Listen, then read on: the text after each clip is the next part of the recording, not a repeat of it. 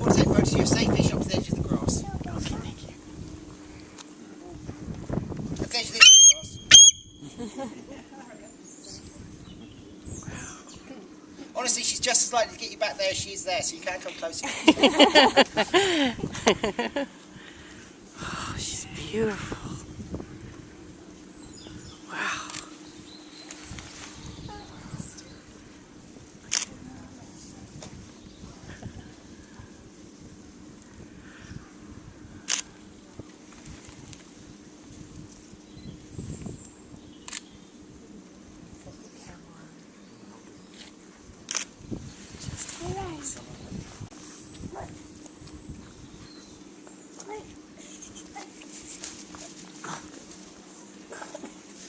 Right, so she's just here for you to have a look. I'm going to pop her back in the car and come and start the display properly.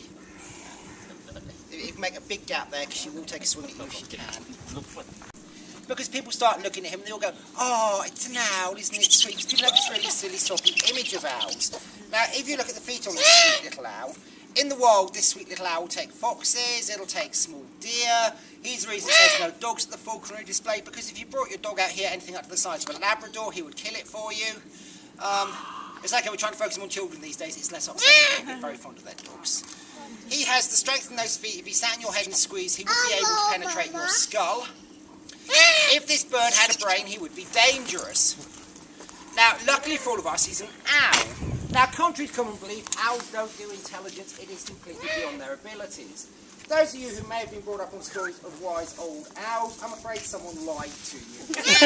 Owls are incredibly stupid creatures, and that's the clever ones. Merlin is most definitely not one of the clever ones. Now, big owls like Merlin, these birds are naturally what we call still hunters. They hunt by sitting still. Now, that bird has thousands of years of evolution gone into his ability to sit still. He is fantastically good at it.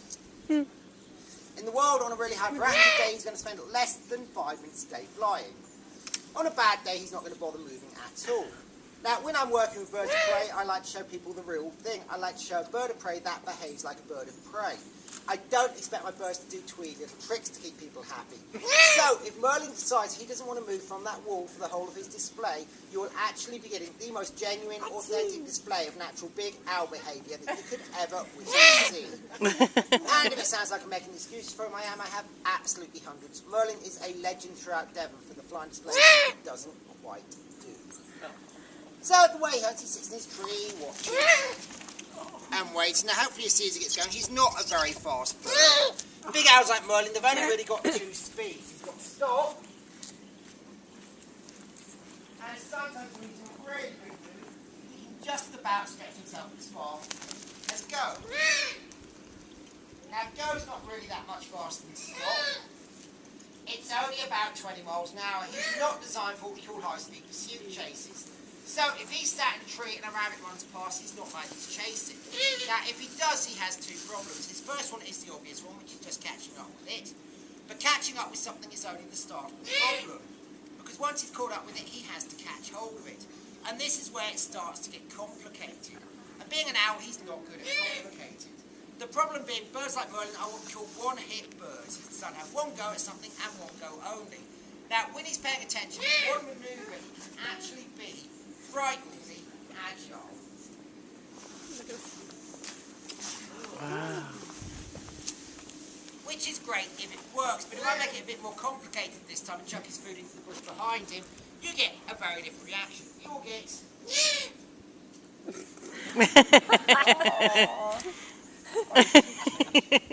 what we call the completely vacant owl look. They really cannot do complicated. So imagine he's sat in a tree, a rabbit runs past, he's feeling fit and tough and decides to have a go. He comes belting out of his tree at it. At the last moment, as he comes in to grab it, he jinks over behind him, and you get that rather baffled owl staring into space going, I thought I saw a rabbit. And by the time he works out what he needs to do is turn around and look behind him, that rabbit would be halfway down its hole. By the time he's then got all this owl up in the air and himself going again, that rabbit would be tucked up safely in bed. Now, realistically, the only way a bird like Merlin would ever get a second chance at something is if it died laughing at him. So what he has to do instead, and this is what he's designed for, he relies on stealth. And he will just sit in his tree watching and waiting. He's waiting for a rabbit or a fox. ambling past, minding his own business. Now when one does come past, all he would do is just watch it. Now he's probably going to watch it for a couple of minutes. Then he'd probably watch it for a couple of minutes more. Then, more than likely, he would watch it for a couple of minutes more still. Until it's in exactly the right position. When it isn't in the right position, he will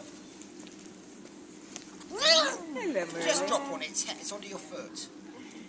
It's under your foot. Well done. He will just drop on his head. Now, it is very simple. As you may have worked out by now, it needs to be very simple for a bird like this. But it is very effective. Well, you can let go of the floor now. That's just your foot. Let go. Well done. That took a little work out. Now, if he's hunting at night, nothing sees him coming. Those markings make him invisible in the dark. His flight silence, nothing hears him coming. Nothing would have any idea at all that a bird like Merlin was after them until those talons went in. And believe me, when those go in, it's too late. You're not going anywhere at all.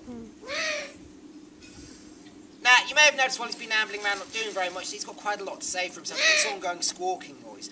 Now, the reason for this, Merlin is what we call an imprint. He's been hand-reared from hatch. He has no idea at all he's an owl. As far as he's concerned, I am Mummy, and he's exactly the same as all of you.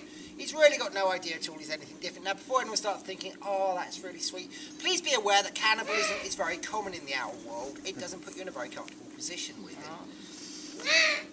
But all this noise he's making, even though he's a fully mature owl at 13 years old, he's never had to go out and fend for himself. So mentally, he's just like a very spoiled, bratish, demanding teenager that hasn't been kicked out of home yet. All that noise is just me, really. It's a form of begging noise, a form of communication noise, but while he's doing it, he's in his own owl-like way. I would say happy, but happy's too strong a term for an owl. They're miserable creatures. Nothing's wrong with his little owl-like scheme of things.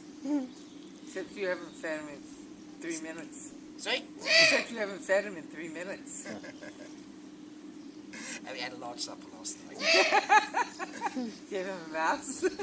Anyhow, believe it or not, you see Merlin on a really good day. He's got in the air more than once. I always count that as an achievement for him. So I'm going to quit while I'm ahead, because what I want to do now is pop him back in his travelling box so I can move on and show you. Yeah, he's very pretty. He's just gorgeous. I've got an owl who sits in my tree at night. Just picks off other things.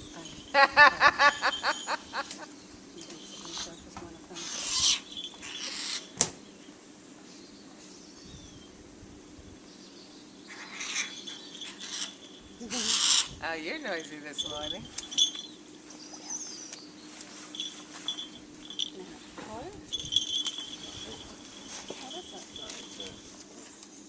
Now, these three birds, these are Harris hawks. And these originate from sort of Central and Southern America, but they are without a doubt the most commonly used bird of prey in falconry today. Definitely in this country and probably in the world. Reasons being, they're bright, they're sociable, they're biddable, and they are incredibly effective little hunters. He just But the touched thing my that really head. makes them so nice to work with is this, is their naturally social nature. In fact, I can fly three of them together. Now, any of the other birds I use in falconry, if I even try to fly two together like this, if I'm lucky, I'll get one chased out of the parish. If I'm not so lucky, I would very rapidly end up with 1 1/2. Birds of prey as a whole are incredibly intolerant of each other. But Harrises are different. They spend their whole life in social groups. And they quite happily live in the wild in groups of between 3 of these birds, up to maybe as many as 15 of them flying together for a short period of time. And the way they'd work, if you imagine a mid-sized group of these, say 7 or 8 of these, flying their way down a row of trees, going from perch to perch, watching all the time to see what's moving. And one of them might see something, maybe it sees a rabbit. Now, first bird to see that rabbit will set off in pursuit. Now, as soon as one of these birds is actually chasing something, the other members of the group recognise from the way they're flying they're pursuing rather than just changing perches, and they'd come along and join in. But what they do is they don't come along directly behind each other. There's no point having a string of these birds going along one behind the other. That won't help catch anything. Their natural instincts actually come from the side of the first bird. Now, the reason for that is anything that's being chased by a bird like this, its best method of escape if it can't outrun whatever's behind it is to outmaneuver it. And to turn very sharply at that moment of impact and try and throw off whatever's behind. And that's fine when there's one bird there. You've got a good 50-50 chance of throwing it off getting clean away. The Harrises, you've got a bird coming in from this side, bird coming in from that side. You don't need to move. If they're going to get you, they'll get you. If they got you inside. You've got a bird coming in from this side, bird coming in from that side. It really doesn't matter which way you turn. It's got to look for the bit of jump. They can't smell it, but he knows it's there. Really? There is no sense of smell. It doesn't matter which way you turn, put your back into your stride, someone's going to get you. But it's not just that. If that rabbit gets away from them, gets into a bush in front of them, 2 or 3 of these birds go down on the floor, into that bush, and they will chase it out for the other members of the group to catch. And once they've caught it, they quite happily share it.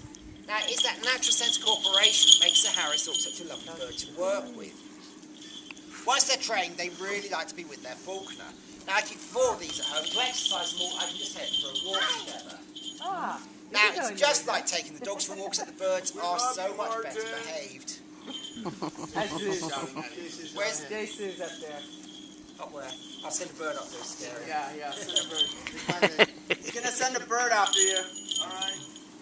Which window am I aiming for? That's oh, there, the guy I work Go on, with. Kill. Go kill. Close. Close. Rosie was waiting for you to come and give her a morning hug. I'll see you later, Mark. That's the guy I work with. And I keep 6 of these at home, and to exercise them all, I can just take them for a walk together. Now, it is just like taking the dog for walks, that the birds are so much better behaved. Now, speed-wise, they are sprinters, they are short-distance flyers. Top speed's only about 35 miles an hour, and they're only designed to keep that up over a short distance, maybe 300 metres or so. Not very much more than that. But with the type of flying they're doing, that's all they need to do. It's that quick burst of speed. They've either caught what they're after, or it's got clean away. Now, if Agravain's paying attention up there, they can be incredibly agile. Oh, wow. Please take the emphasis there on can be. He Oh, wants wait, you to no share. squabbling kiddies. And they'll take a huge variety, Corey. He's telling They'll the take word rats, share. rabbits, mice, squirrels, hares, ducks, pheasants, crows, pigeons, magpies, partridges, hotel chickens. Oh, yeah. We don't talk about the chicken incidents, obviously. There may have been more than one of those. Very versatile little birds, really. Now, Fred, with these 3, that is all I've got to show you this morning. I'm one bird down on the displays at the moment. One of my star performers dropped out of the sky quite literally a few weeks ago, and I haven't been able to persuade one of my hunting falcons to come and do the trivia of public entertainment instead. So, I'm afraid with these 3, that is all I've got to inflict on you this morning. So, thank you. It's really not good. Did you hand raise it? No, I'm a 6 home. Rosie's gone pillar to post to pillar to post. Hey, so you always said, when you talked about Harris Hawks and their brain and their intelligence, she's intelligent? She's horribly bright, but unfortunately, being serious, she's putting most of that brightness in how she's going to get someone. All right. That's the way she focuses. It's kind of like an ex-wife.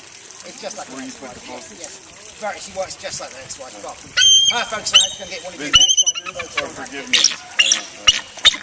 They like ex-wives because it's not hard to make stuff. Do you ever feed her fish? Once a week. I used to feed the fish more often, but that really made it bad. You've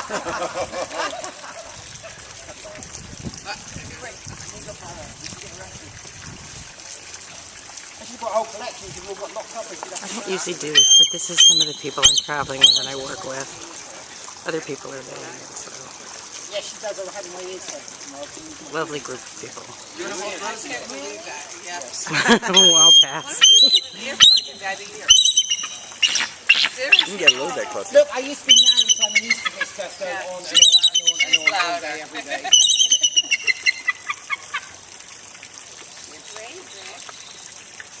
Yeah, but seriously, like they use it in Japanese, just a little thing in that ear. I just highly recommend it. I can see what the sentence tomorrow. Hey, Becky. He's quite sweet. Yeah, but can I see its scars again? Most of my scars are in my shoulder.